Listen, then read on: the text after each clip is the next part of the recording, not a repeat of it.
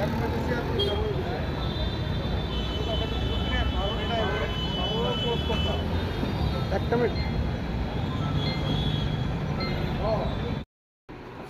2025 আনুমানিক 4:30টার সময় মেইন রোডে শান্তিবাজার পাবলিক রোডে বিজেপি যুব মোর্চা শান্তিবাজার মণ্ডল প্রেসিডেন্ট শ্রী রামপ্রসাদ শীলের নেতৃত্বে যে মণ্ডল প্রেসিডেন্ট শান্তিবাজার যুব মোর্চা এটা তারা রেলি বাই করছে। অ্যাকচুয়ালি আমরা আপনাদের মাধ্যমে এবং সোশ্যাল মিডিয়ার মাধ্যমে আমরা দেখতে পাই গত 7 সেপ্টেম্বর 2025 তারিখে শান্তিবাজার মণ্ডল যুব মোর্চার সভাপতি শ্রী রামপ্রসাদ শীলের নেতৃত্বে একটা র্যালি বের হয় শান্তিবাজার পাবলিক রোডে। ওনারা পাবলিক রোডে প্রটেস্ট করতে গিয়ে প্রটেস্ট র্যালি বের করে ওনারা যে অসাংবিধানিক স্লোগান দিয়েছেন, ওনারা বলেছেন যে কংগ্রেসের চামড়া তুলে নেব আমরা, কংগ্রেসের গালে গালে জুতা মারো তালে তালে। এই শব্দগুলো অসাংবিধানিক এবং এটা শুধু অসাংবিধানিক শব্দ নয়, এটা একটা ক্রাইমও। এবং এই রাজ্যের শান্তির পরিবেশকে বিনষ্ট করার জন্য এই ধরনের অপদার্থ নেতৃত্ব সকল নেতারা এই ধরনের উস্কানিমূলক স্লোগান দিয়ে থাকেন। তাই আমরা আজকে ওয়েস্ট আগরতলা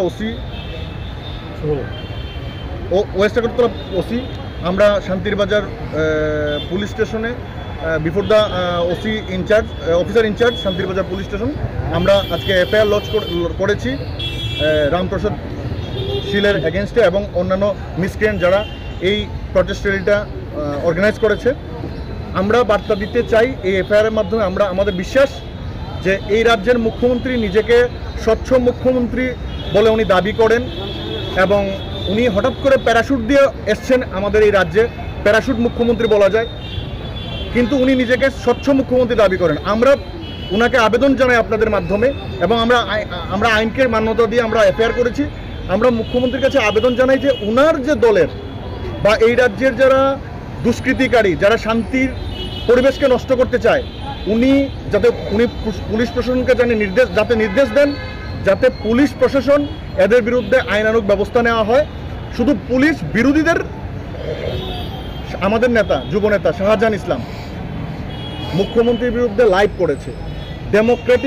ডেমোক্রেটিক কান্ট্রিতে বা ডেমোক্রেটিক ইন্ডিয়াতে দেশে যে লাইভটা করেছে তার মধ্যে এত খারাপ কি বলেছে? সে মুখ্যমন্ত্রী পদত্যাগ দাবি করছে। এই মুখ্যমন্ত্রী পদত্যাগ দাবি করায় তার বাড়িঘর ভাঙচুর করা হয়েছে, তার বাবাকে জেলে পাঠানো হয়েছে, তার ভাইকে জেলে পাঠানো হয়েছে। কিন্তু শাসক দলের দুষ্কৃতিকারীরা এত অসাংবিধানিক কথা বলার পরও তাদের বিরুদ্ধে মামলা কেন হচ্ছে না? তার জন্য আমরা ধিক্কার জানাই এবং আমরা বলতে চাই ভারতীয় জাতীয় কংগ্রেসের একজন সাধারণ কর্মী হিসাবে আজ আমরা মামলা করেছি এবং আমরা বার্তা দিতে চাই তাদেরকে আপনাদের মাধ্যমে, চিরদিন কাহারও সমান নাহি যায়, আজ যে রাজা ধীরাজ কাল সে ভিক্ষা চায়। ধন্যবাদ। আপনার পরিচয়টা দেবেন। আমি অ্যাডভোকেট রাখু দাস, প্রাক্তন রাজ্য যুব কংগ্রেস সভাপতি।